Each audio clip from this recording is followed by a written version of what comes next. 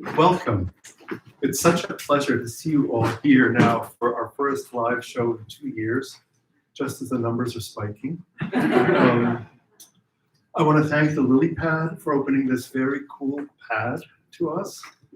I also want to thank my Arrowsmith team, Lada Stitsavich, Valerie Duff-Stroutman, Jake Robertson, Madeline Capridge, and especially Nidia Hernandez, and especially our senior editor, Ezra Fox, who has managed to produce 3 beautiful books.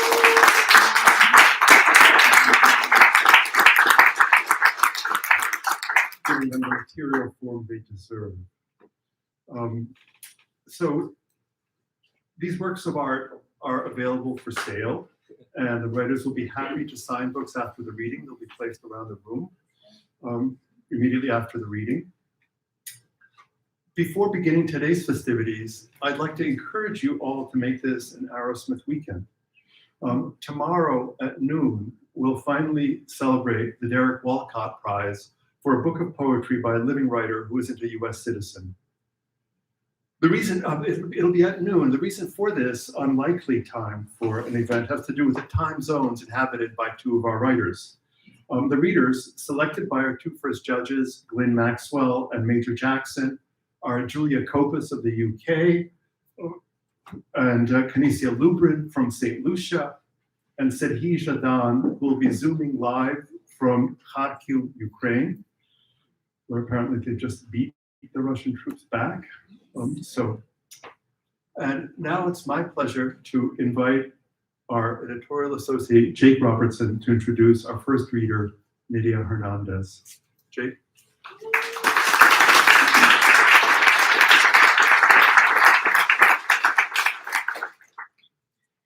Hello, everybody. Thank you all very much for being here on this hot day.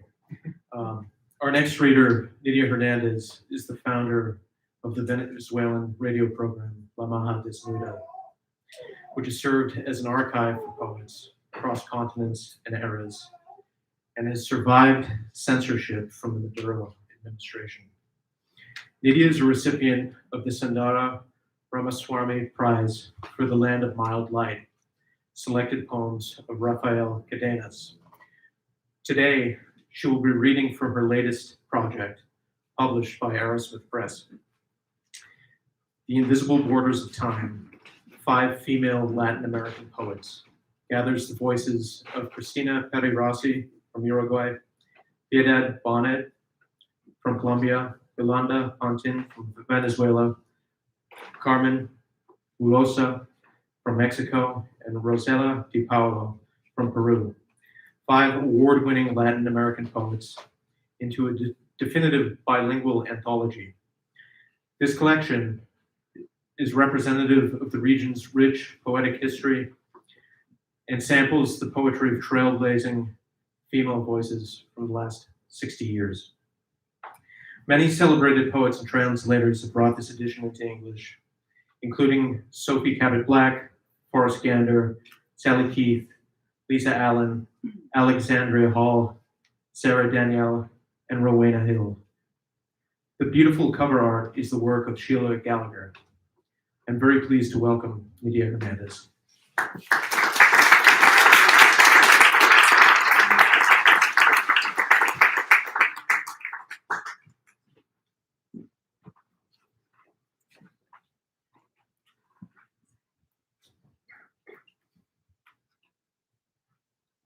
Hola, hello, thank you for coming.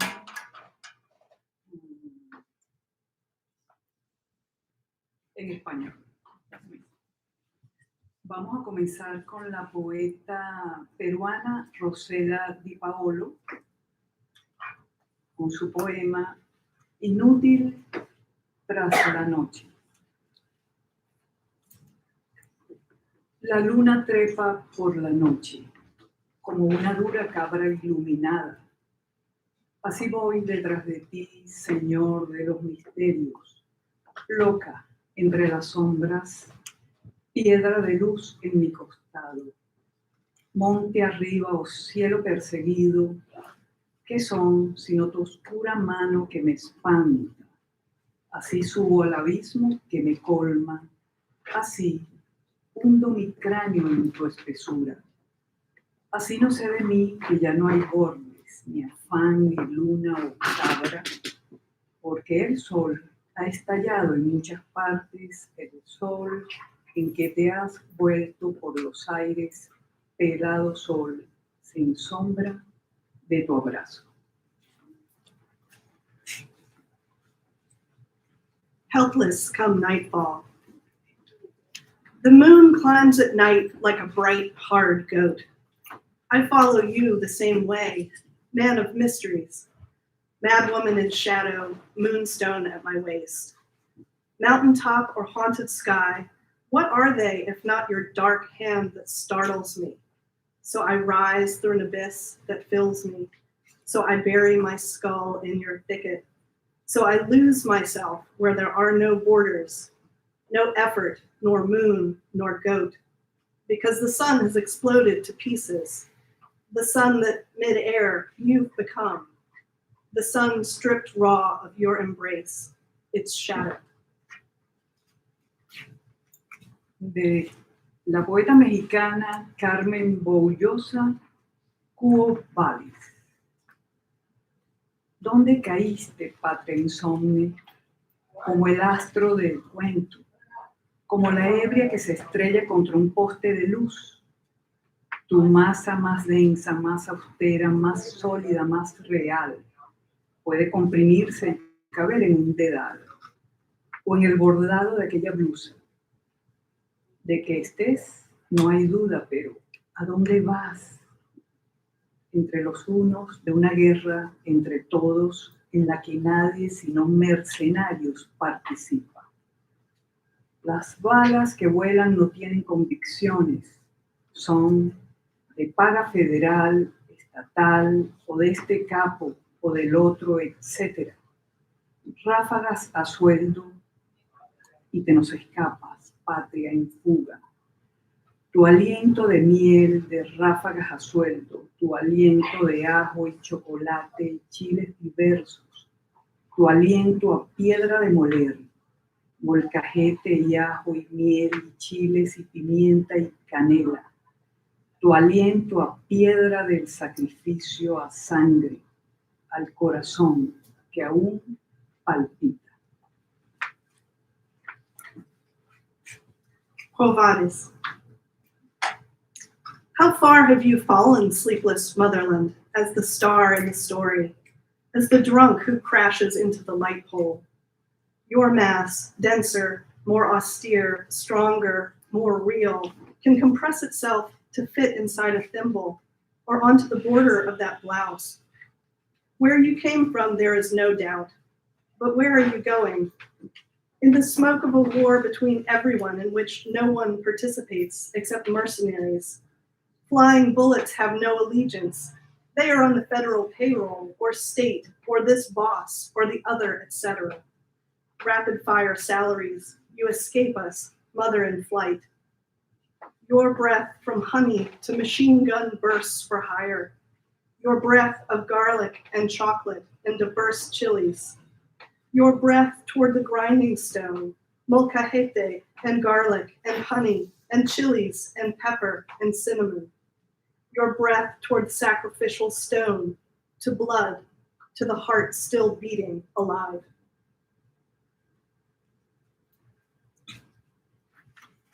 De la poeta venezolana Yolanda Pantin, Déjà vu. Soñé anoche que escribía y era mi consuelo este cuaderno. No podía dormir por continuarlo sin saber lo que anotaba. ¿Qué era para mí entonces poesía? No lo recordaba, ni en el sueño, siempre en la punta de la lengua. Voz que adentro soñaba que era un ciervo o un caballo y corría por buscar respuestas. En el sueño encontraba el cuaderno y empezaba con las primeras letras. A, E, I.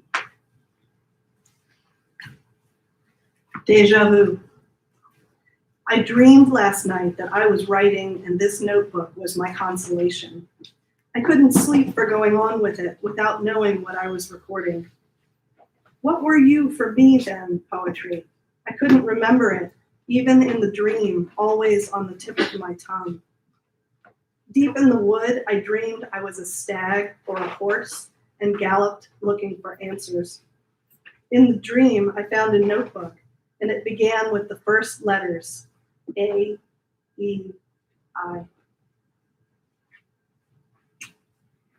De la poeta colombiana Piedad Bonnett, Cocina, para María Victoria. Una cocina puede ser el mundo, un desierto, un lugar para llorar. Estábamos ahí, dos madres, conversando en voz muy baja, como si hubiera niños durmiendo en las alcobas. Pero no había nadie, solo la resonancia del silencio, donde alguna vez hubo música trepando las paredes. Buscábamos palabras, bebíamos el té mirando el pozo amargo del pasado. Dos madres sobre el puente que las une, sosteniendo el vacío con sus manos. Kitchen for Maria Victoria. A kitchen can be the world, a desert, a place to weep in. There we were, two mothers talking softly, as if there were children asleep upstairs. But there were none, only silence echoing through walls once filled with music. We groped for words, drinking tea while gazing down the past's unsweetened well. Two mothers on a bridge that united them, their hands holding on to the emptiness. Y de Cristina Peri Rossi, recientemente Premio Cervantes 2021, vamos a leer Camello. Dicen los poetas árabes que el destino es el vagar de un camello ciego. Como un camello ciego, he recorrido ciudades anchas como océanos. Como un camello ciego, me he perdido en ciudades estrechas como lupanares. Como un camello ciego aprendí lenguas que no eran mías y supe su sabor, su dulzura, su rudeza, su esplendor y su opacidad. Como un camello ciego enfermé hasta morir y sobreviví hasta renacer. Como un camello ciego creí, tuve ideas, tuve sentimientos y los cambié por otros, los abandoné. Pero ahora mi camello ya no es ciego, conoce su destino. Las playas húmedas de tus muslos, la arena de tus labios, la seda de tu vientre, el agua dulce del cántaro de tus labios y el salitre de tu concha marina entre las piernas. Camel. The Arabian poets say that fate is the lurch of a blind stray camel. As such a blind camel have I sauntered through cities vast as oceans. As a blind camel have I gotten lost in cities as narrow as red light district alleyways. As a blind camel, I have learnt tongues not my own, and known their flavors, their sweetness, their rudeness, their splendor, and their opacity. As a blind camel did I grow sick to death and survive until rebirth as a camel, blind, I believed had ideas, feelings, and traded them in for others. I abandoned them. But now my camel is no longer blind and knows its fate. The humid beaches of your thighs, the sand of your lips, the silk of your womb, fresh water of the flagon of your lips, salt basin of your marine conch between the legs. Thank you.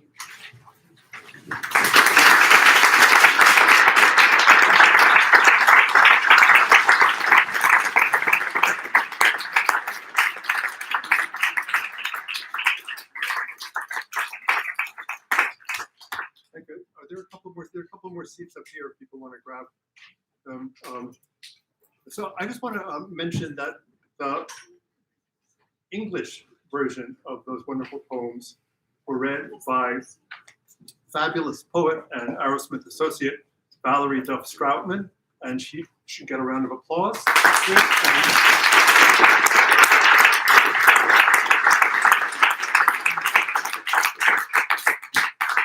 I also want to say that my name is Oskar Belichuk, and I'm the publisher and editor-in-chief of Arrowsmith Press. And I want to just tell you something about the origins of our name. Arrowsmith Press is named for the renowned late William Arrowsmith. He was one of the kind of great classical translators and scholars. He was the general series editor of the 33 volumes of the Greek tragedy in new translations. He was a brilliant translator of Montale. And the reason I named the press for him was because many years ago, when I was the editor of the literary journal Agni, I published one of his Montale translations. And I received in response the angriest note I've ever gotten from a writer. And what Bill was complaining about was that I had failed to give him, as a translator, equal billing with the author. And that really, I still have that letter from him 30 years ago. It so impressed on me the importance and power of the translator. The translator is the person who brings this across, brings this work to us. Without that translator, we would not be here assembled to hear these glorious poems. So I want to just acknowledge all of the translators who have worked with Nydia on putting together this book. You'll find their biographies in the back of the book. They are Sophie Cabot-Black, Arturo de Simone, Forrest Gander, as was mentioned, Alexandria Hall, Catherine Hammond, Thomas Helms, Rowena Hill, Shara McCollum, Maria Negroni, Lisa Allen Ortiz, Sarah Danielle Riviera, and Yvette Seeger. So let's give them a round of applause again.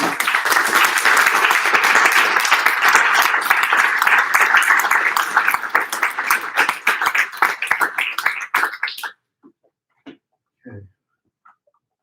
Does anyone know whether we've broken the record for the hottest May day? I believe we were like a degree or two off, so we might have gotten there. So one reason I left the literary journal Agni, which I edited for about 30 years, was because I was tired of waking up every morning about 10,000 pages behind in my reading. When I launched Arrowsmith Press in 2006, I was determined that not happen again. So we became, and largely remain, a by invitation only press. For the most part, we seek out the writers we want to publish. But there have been exceptions. One such unsolicited manuscript arrived in our inbox New Year's Eve 2020. It came with a singularly unpromising note describing its contents. A crown of sonnets about the coronavirus, penned by a physician, no less. Now, a crown of sonnets is simply a sonnet sequence often addressed to a single person and normally focused on a particular theme.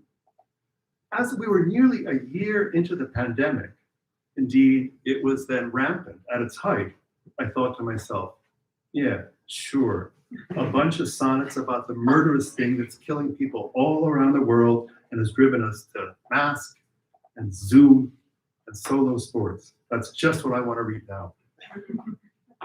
And yet, against my better judgment, I began reading, and that was all it took. Quote, "If you die, I die too. I am here for you on my lunch break, where the magnolia is encumbered by the indulgence of spring, rude, decadent white blossoms." I didn't notice the form at all. Here was John Donne reminding us not to ask for whom the bell was tolling. The naturalness of the language was buoyed by the rapidity of contrasting perceptions and tones, the thought of death juxtaposed against the rude decadence of spring, whose end is foreseen in the next poem. Summer will be the death of springtime, quote. And that was how it felt that year. You have a glorious day, then you turn on the news, or take a walk through the deserted streets of your city.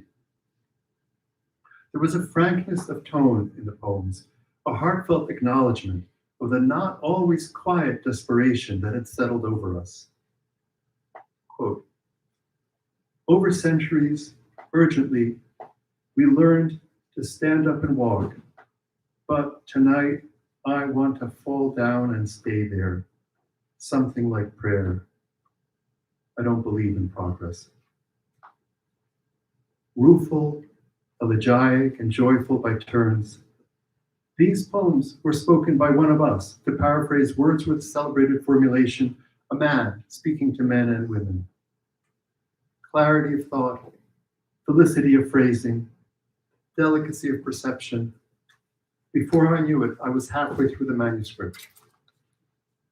And then I was done. Quoting, mourning or reveling, everything, all at once. The walloping storm and the calm. I'll take all of it. Yes, that was how I felt. And so I did. I took all of it.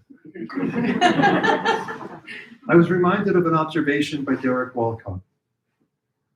Survival is the triumph of stubbornness, and spiritual stubbornness, a sublime stupidity, is what makes the occupation of poetry endure, when there's so many things that should make it futile. As Katie Peterson accurately observes, John Okrent's lines, quote, give us embodied access to some of the wildest, most powerful human virtues, like fortitude and optimism, faith and dignity. John Okrent describes himself as a poet who also happens to be a physician. He's published poems in Plowshares, Plume, Poetry Northwest, and elsewhere. Carl Phillips selected him as the 2021 winner of the Jeff Marks Memorial Prize. He works at a community center in Tacoma, Washington, where he lives with his wife and 2 children who are here with us this afternoon. There's always a singular excitement around the launch of a first book, especially one that signals the start of what my neighbor Emerson predicted will be a brilliant career. Please welcome John Okrent.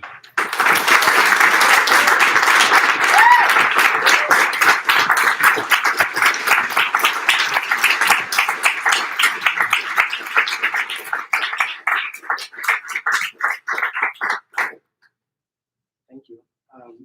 Can you hear me okay? Great. Get closer to the mic. Closer? Is that better? Okay. So first of all, I just want to thank Askold and Ezra, Valerie, everybody at Arrowsmith. This has really been a dream. Feels like I'm still dreaming. I can't really believe this is real. I also want to thank a few incredible poets who have traveled to come here tonight. The first is Michael Morris, who was my high school poetry teacher, traveled all the way from New York.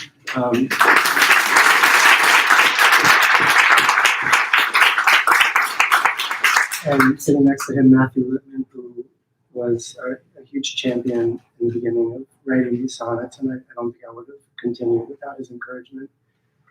And then finally, my adult poetry teacher, Maria Chelko, who I love.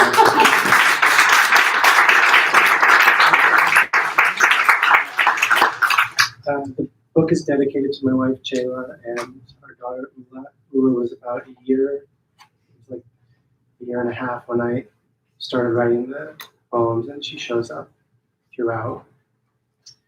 I'm going to start, I'll just read a few from this time of year in 2020, so not at the very beginning of the book, but towards the beginning, and then I'll read a couple from the middle and a couple from the end.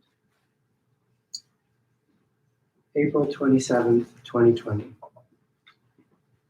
I entered the clinic and come closer to others than most others can come these furrowed days. Days at once so full of distance and congestion, a person could choke on air. And people do.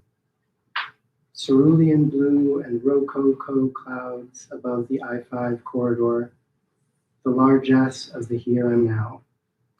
Small comforts stretch to compensate our largest fear. Purell dispensers on the plastered walls, like primitive masks with tragic frowns. Squirt, squirt. I can feel that something hurts, but don't know how, or even in whose body. Wild poppies on the side of the road, like tiny monks in their saffron robes. From a distance, I thought the fire hydrant was a crucifix and marked a grave. How many ways can a man be saved? April 30th, 2020. 2 blocks from clinic, every morning, to be saved, I passed the same cloister of chain link and small trees, whose blossoms take a deeper shade of fuchsia by the day. A woman always lets her dogs out then. She smokes and leans in her robe. Her shower cap is the same fuchsia as the blossoms. Her chihuahua crouches to shit, and she leaves it. The light turns, and I roll on. The earth holds almost all we think is gone. When Ula laughs in her sleep, I wonder, what are dreams to one so newly here? These evenings on our walks, I press her nose laugh and exaggerate delight, as if, breathing thus, we might transcend. We are made of breathing, and breathing ends. We are also made of dust, which doesn't. The air is warm tonight and barely there, like a memory of being touched. Life isn't fair. It's beautiful. May 5th, 2020. It's beautiful to be glad to see a person every time you see them, as I was to see Juan, the maintenance man, with whom it was always the same brotherly greeting, each of us thumping a fist over his heart and grinning as though we shared a joke or bread. I barely knew him. Evenings in clinic, me finishing my work, him beginning his, fluorescence softening in the early dark. He wasn't even 50, had 4 grandchildren, fixed what was broken, cleaned for us, caught the virus, and died on his couch last weekend. And what right have I to write this poem? Who will not see him in his uniform of ashes, only remember him in his Seahawks cap and far from sick, locking up after me, turning up his music.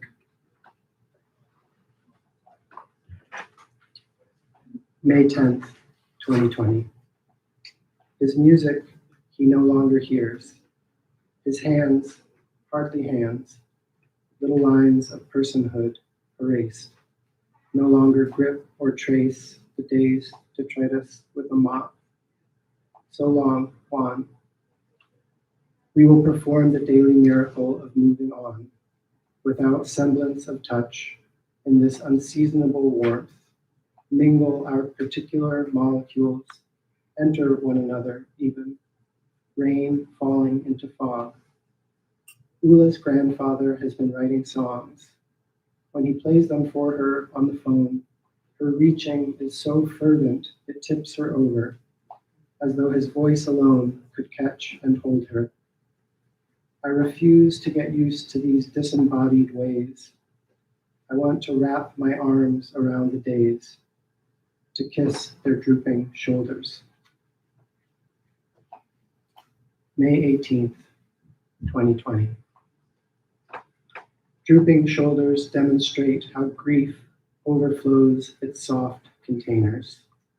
It runs down arms and falls from fingers and pools at the feet of the couple, for example, taking up their bed from the sidewalk, and the woman at the bus stop not getting on, and the man turning racks of ribs at the barbecue spot just open after 2 months shut. Smoke pours from his grill and obscures the cross, Christ nailed on the kitchen wall. To inherit the earth is to inherit loss. 40 years ago today and 70 miles south, Mount St. Helens blew, killing birds and deer and bear by the thousand, and at least 57 people, one of whom ran from the blast a few miles before he fell, drowned in the air turned ash.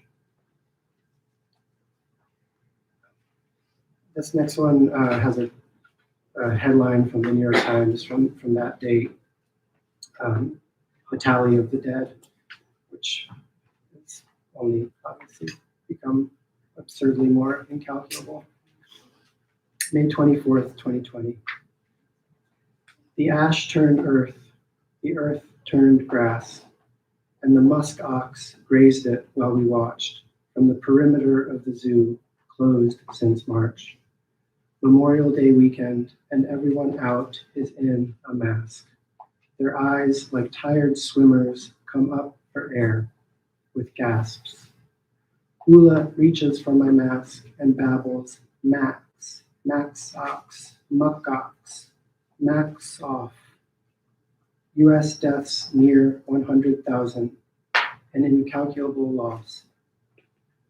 I can only read 10 names before reaching for extraction. The musk ox hangs its impossible head. Even the duck tucks its bill under wing and sleeps. But look up. Small birds reach the everywhere surface of the air, sing and want nothing. May 25th, 2020. Sing and want nothing, I say to myself as I walk in the woods with my daughter. Incongruous date that commemorates the dead and the beginning of summer. The mood is gray this Memorial Day, and the rain doesn't fall so much as prick the air at the edge of my face.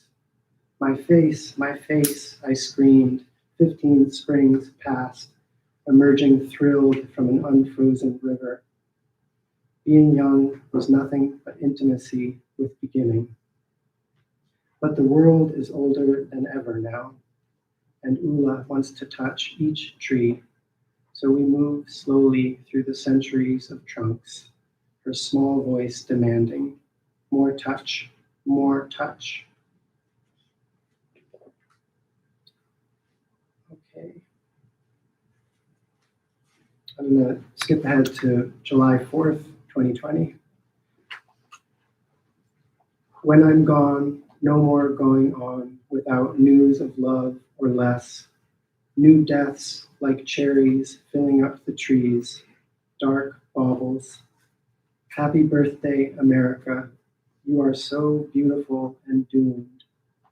In Muckleshoot, the fairgrounds are packed with firework vendors, nuclear families milling about like gloomy militiamen in the field of car parts and sparklers, little fires starting up.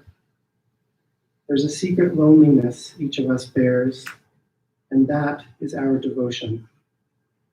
The official displays are canceled this year. Still, red and green explosions take tendril hold on the sky. July 8th, 2020. From the sky, the clouds lower their dimly colored udders. We could almost be in the land of milk and honey. So why do I feel so down? In an open field, nothing urgent, I'm cradled in the long-lashed gaze of some Guernsey cows. They are tender as distant mothers. We are on an island in the Salish Sea, but the day we came, a humpback whale was struck by our ferry and sunk in its endless humility away from us. This morning I read the true tally of this sort of casualty is actually much higher than we think. Evidence of a strike often sinks, unwitnessed, never to surface.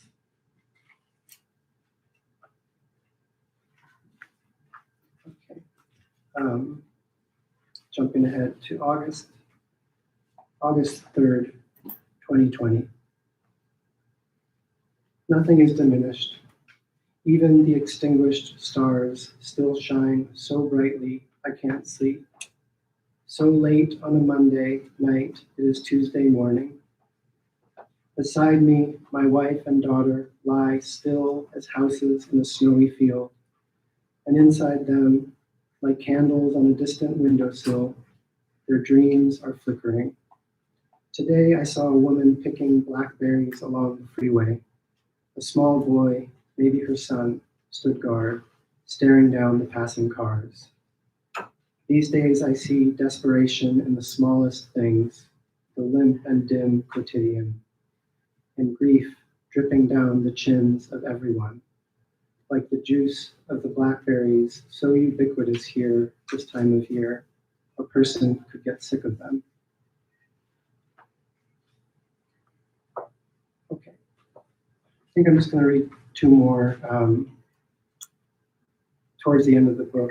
I don't know if people remember in the late summer of 2020, there were terrible wildfires on the West Coast, adding insult to insult, injury to insult, insult to injury, all of it. So I'll read two more. September 11th, 2020. We grow old together, and life is endless in all ways but one. The one in which plump summer shrivels up, and from vacant lots we hear the shock of wood chopped, the construction by division of autumn's tinderbox.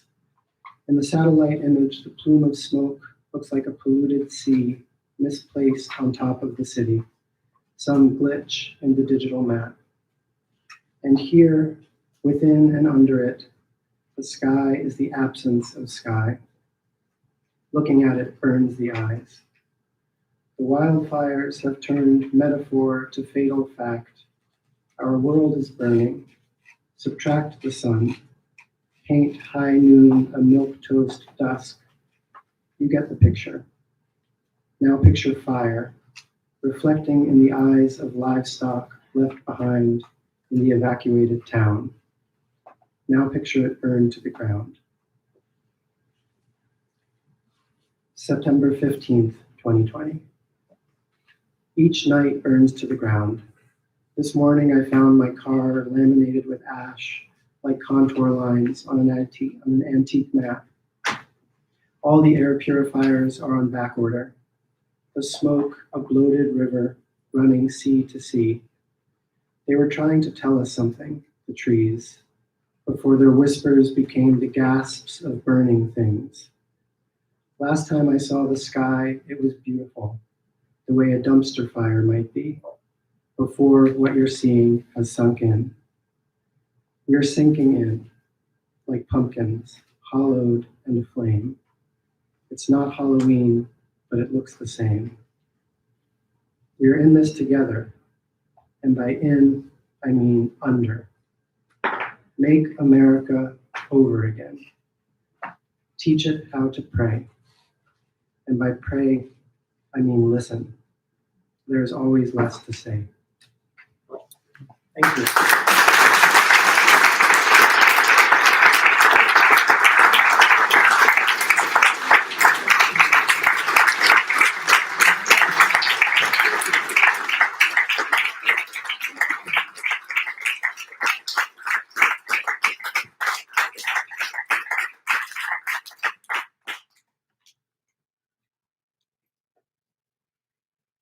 It's hard to believe that it's still with us.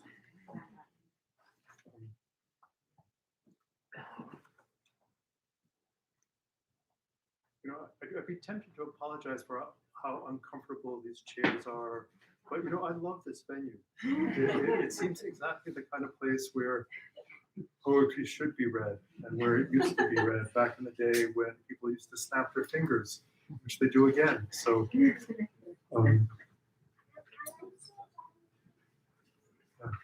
thank you, John.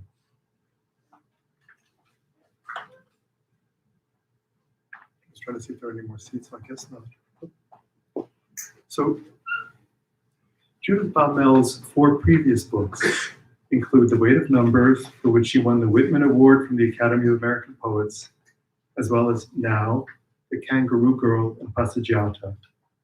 She's Professor Emerita and founding director of Adelphi University's Creative Writing Program, as well as the former president of the Association of Writers and Writing Programs and former director of the Poetry Society of America, as well as a Fulbright scholar in Italy.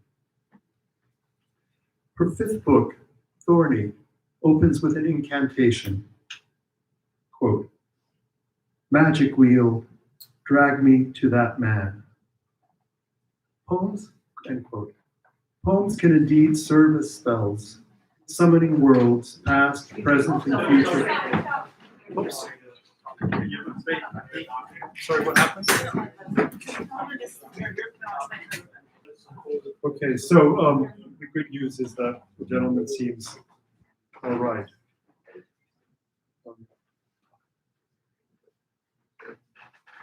We're gonna maybe start again.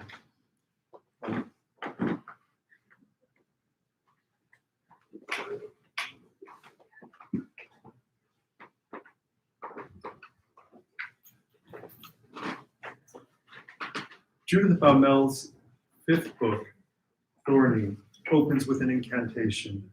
Quote, "Magic wheel, drag me to that man." End quote. Poems can indeed serve as spells, summoning worlds, past, present, and future into being. Quote, "Magic wheel, drag me to Palermo and Pelham Parkway," pleads the speaker, thereby mapping the book's geography, which will carry us from New York City to Italy, from the golden age of myth through the Renaissance and the American Revolution and into the dark ages of the 20th century. Quote, "Magic wheel, drag me to my landscapes layered with lore."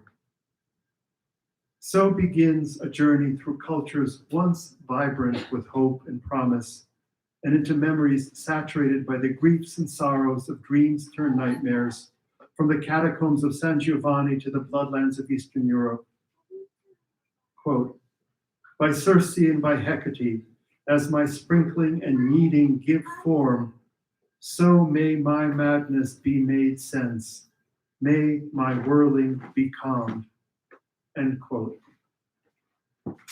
Because language, when it grows bold and precise, when it risks trusting its own impulses, does indeed possess a singular healing power. Quote, "Magic wheel, drag to my whirling world the words."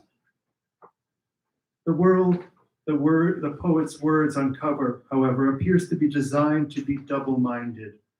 Good and evil, quote, "good and evil, evil and good. When he damned the soil into which we return, Yahweh gave us the mercy of pains in birth and bread." The rhythmic solidity of Baumel's sedimentary poetics provides firm ground for the poet's beseechings.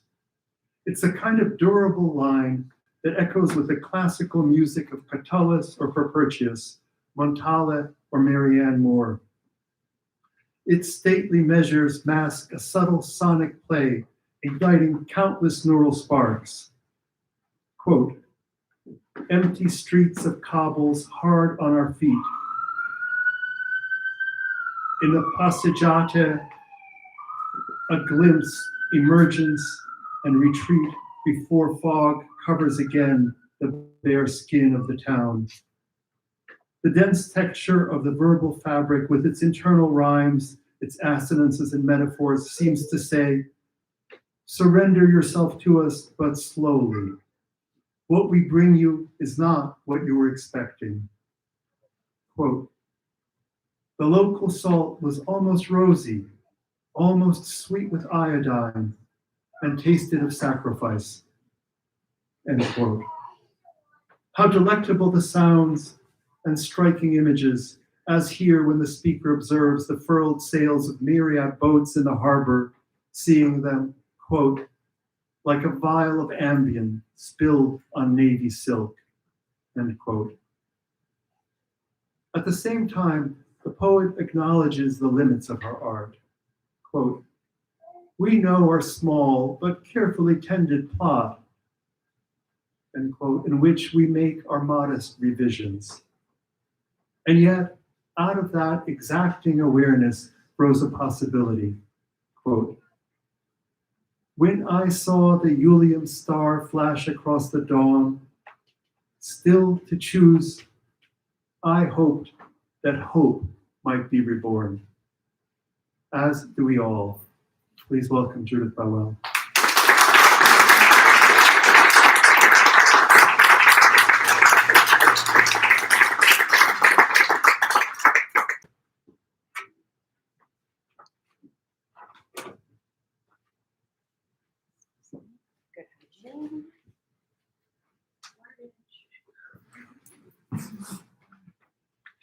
Hi.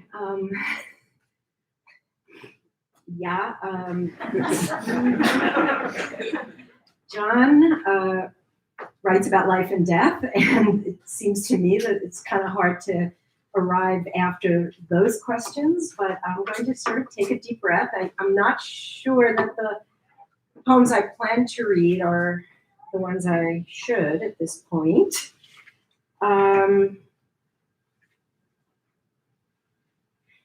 I want to thank Oswald, who is an amazing publisher and an amazing editor and an amazing friend. And if you buy me a drink later, I'll tell you for how long.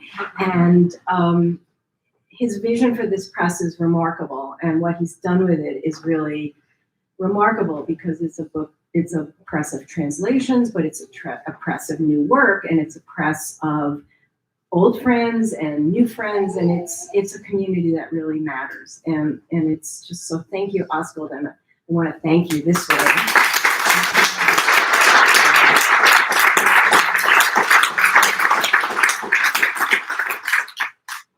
Ezra Fox is the best editor, bar none, that I've ever had across my 5 years, my 5 books. And he's made this book what it is. And Valerie Strauss, I've done this badly. Valerie Duff Stroutman is an incredible collaborator in bringing the book out. So I just want to thank all of you and figure out what I think I will read. I was planning to read The Binding Spell, which Oswald quoted from generously. I was going to read it. It's the first poem in the book, but mostly to thank Ezra for its existence. If it had not been for Ezra, who said, why not whip up a poem to solve a kind of technical problem in the book? You know, can you get it done next week? And this book took me 10 years to write, so this was not an easy thing, but he was patient. It took me 3 weeks, but I did it. It's the fastest poem I've ever written. And it reminded me that we write, I teach my students that you write a book and you need to investigate where the holes are, where the book needs to express other things, and so I'm really grateful that Ezra got me to think about this. E-inks is a string run through a button that is part of the magic spells of ancient Greece, and you can see them on various pottery. We saw, my husband and I were in Bari, where we saw an amazing pot that had an amazing scene, and it's a scene that actually comes out of Theocritus, and many of the poems in the first chapter come from Theocritus's pastoral poetry. I think that's enough of the lesson today. Let me just read. Binding spell with e-inks, rhombus, and common pantry items. When I go like this, it's kind of the incantation in the poem, and then the other parts are just me kind of grumbling, as I do. Magic wheel, drag to me that man, Samatia chanted 10 times. Why does the Aphrodite of Phidias stand with one foot on the shell of the mute and private tortoise. The Lenape, in Native Americans in the Bronx, the Lenape knew the whole dry world rests on such a back. There came a time very long ago when near my home, one maker marked a petroglyph. On a glacial erratic beside the Bronx River, a tortoise points north and faces west to water. Magic wheel, drag to me, Palermo and Pelham Parkway. Barley, bran, bay leaf, and wax, as they sizzle and burn and melt, so may the earthly borders dissolve, disappear. Magic wheel, drag to my hand landscapes layered with lore. By Circe and by Hecate, as my sprinkling and kneading give form, so may my madness be made sense. May my whirling be calmed. Magic wheel, drag to my whirling world of words.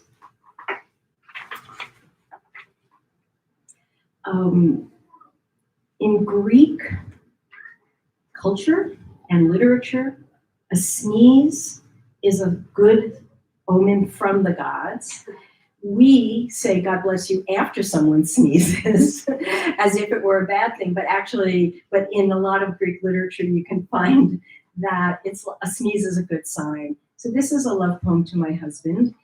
Under the dwarf apple tree, I'll give you 10 today and 10 tomorrow too. I could give you 10 today too and 10 tomorrow too. Too much exchange. We'll keep them then on the bending boughs. I gave you this long before I tasted its apples, and you gave it me.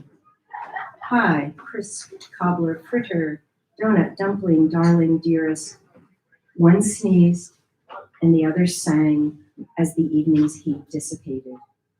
The feline shriek of the raccoon and the skunk's answering perfume. That made me sneeze, and you did too. All night, your velvet breathing skin repeated in my nose and on my skin. So we're going to move from the pastoral section. The middle section of the book is an amalgam of Jewish women's voices, most of them in the United States, most of them in the 20th century. And it's sort of a chorus I heard all my life. Some of these American cousins, which is the name of the sequence, are my actual cousins, one of whom is here today. Some of them are friends of the family, etc. But I sort of see the experience of having left the land of their birth and raising children in this land as a kind of communal experience. So I have a whole bunch of cousins here. We're in the middle. I'll read you J, Invisible. Gus Hall spoke behind her teens. Now cousin J sees how rejecting him set her going, his rigid dogma and his loose rhetoric. Beside the Allerton coops, she sold papers with the Yiddish Ababid who collected for the Angela Davis Defense Fund under the L train. Solidarity, chimed the plink of quarters in the Pishka cup. Joe Hill, through her mother's wounded trill. I never died, said he. And this is loosely about the grandmother my cousin and I share. It's called Absent Spores. I guess I want to just say something mostly to Barbara. Grandma used to talk all the time about going mushroom picking. It was like the date. It was the big date, in their place where they lived. They lived in a pretty big city, but it was still like you go out into the woods. And I never understood it. And then Barbara and I went to the woods where those mushroom picking came. We went there to mark some of the political and events of, well, anyway, why am I being coy?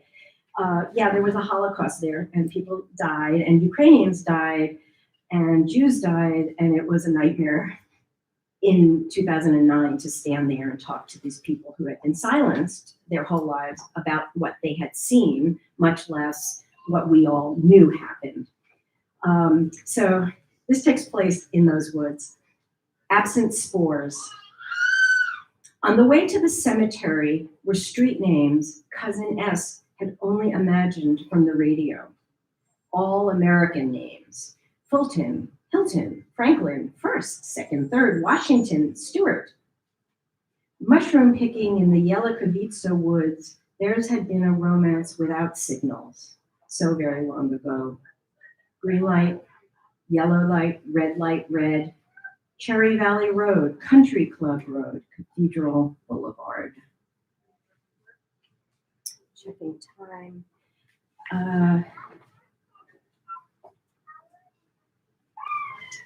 Two more. One is a short, I normally think of it as an April poem because it's called American Lilacs.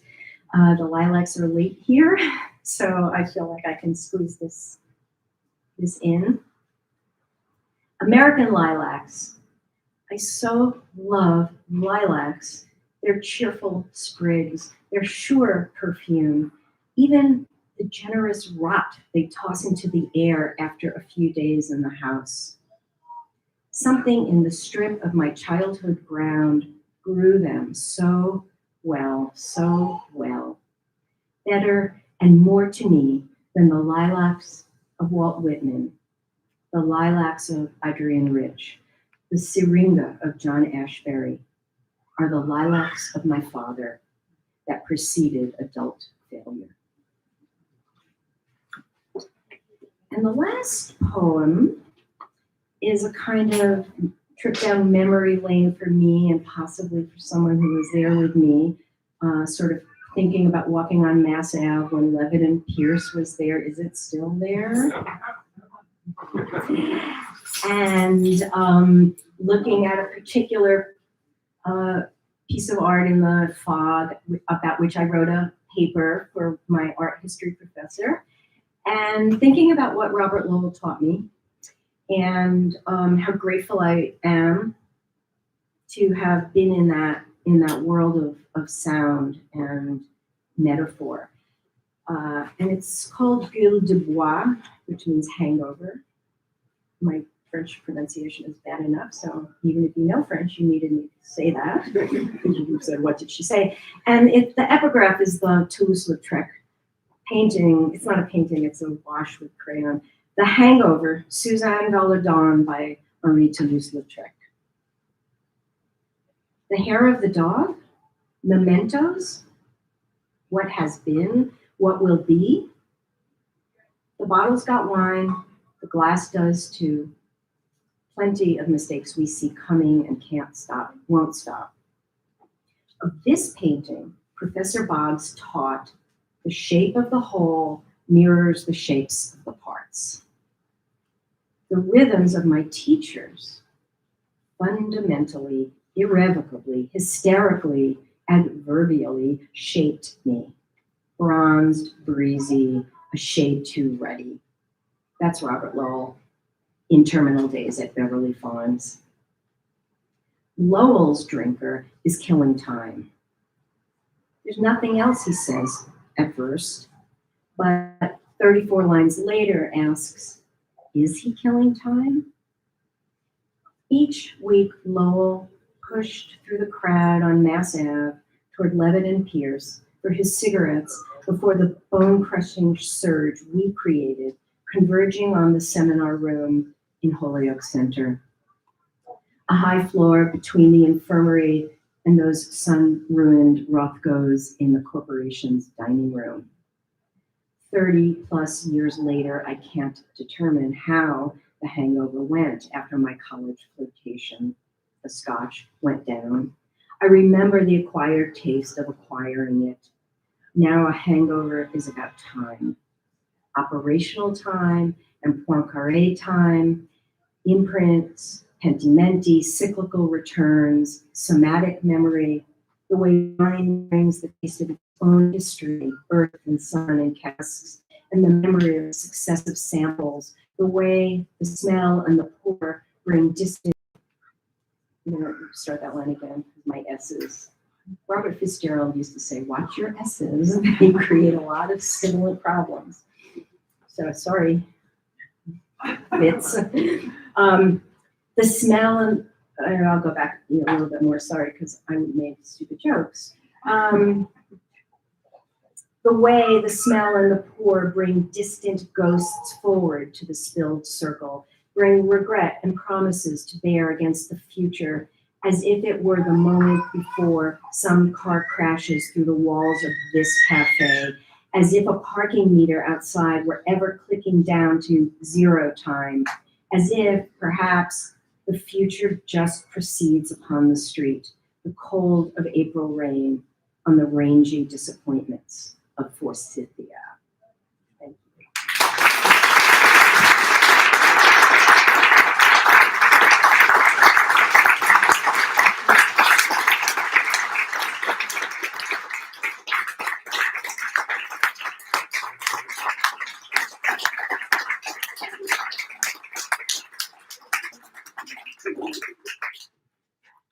Thank you so much for joining us. Now, I hope you'll linger, buy some books, get the poets to sign them, talk to each other. We're in person at last. Thank you.